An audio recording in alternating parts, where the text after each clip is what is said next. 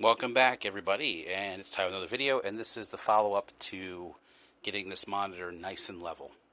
So, what I ended up doing is exactly what I said I was going to do. The pin is now installed. I have my mic holding it right there, mic clamp, but you can see the pin right there that's installed into the hinge. Now, to compensate for the sag, even though it was 5 degrees, I really didn't have a good way of measuring that prior to putting it in. So I had to, what I ended up doing is, if you look here, you'll see this little U-shaped cutout where you can see the center pin, the hinge pin for this, the hinge, whatever you want to call it. So it's the same on the bottom, but you have to lift the monitor up to actually access that. What I ended up doing was, is just taking a clothespin and my little tiny X-Acto saw and cutting little pieces of that off like a shim and putting some double-sided tape and just adding that to the bottom of that U a little bit at a time until when the monitor was down, it was completely level. So once I got that right, which took a long time to get that done, then I already drilled the hole for the pin prior. I took the monitor off, drilled the hinge part of this, so the pin hole was there, but the pin didn't go into this pin. This pin didn't go into that pin, and so this whole is a terrible explanation. Should I start over? I'm not going to start over. Anyway, so if you look here, maybe if I zoom with the camera, you can see there's a pin right there that's going into the center pin, which is the hinge, and I only drilled the outside part of it, the part that grips the pin, and had that pre-drilled with the monitor off. Then I put the monitor back on, and then I put in the wood shims until the monitor was level. And then once I had the monitor level, then I drilled the rest of the way into the large pin and inserted the small pin into that. Yeah, so now we got it. Whew, man, that was a little bit of a trial, I would say. It wasn't the worst thing ever. Let me get that focused. Okay, so yeah, so that's set. I need to do all kinds of cable management now, but I'm kind of not going to do that yet because I still need to.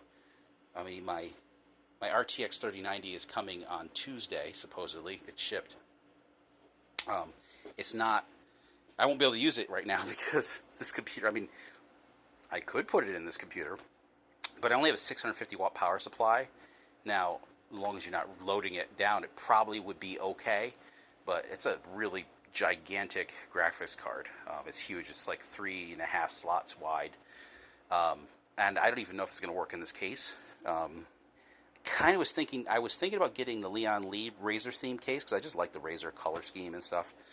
And I got a bunch of Razer crap. But I like this case a lot. I like how it's flat, kind of like a satin black, and it's just very simple. And you've got the side panel you can see inside with. Yeah, I don't have like all kinds of crazy RGB going on. I do have it on the keyboard, but I could change that easily. But yeah, so did the pin.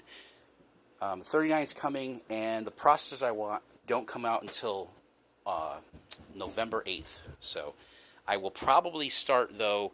Once I get the card, I'm going to start getting a power supply and pick out the motherboard I want. Hopefully I shouldn't.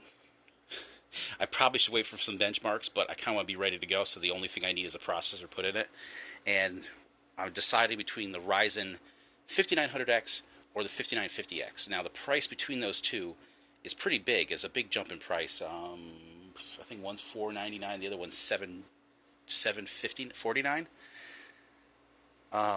So that's a big price, and if it's anything like the previous Ryzen 3900X and the 3950X, is the cost per the performance kind of thing ratio didn't really work out.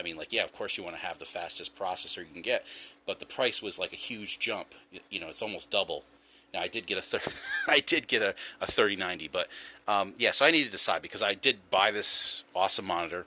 I did buy an awesome graphics card, and I am selling more games. Mortal Kombat 4 is leaving today, So that's basically what I'm doing is I'm selling off a bunch of games that I don't play and making something awesome.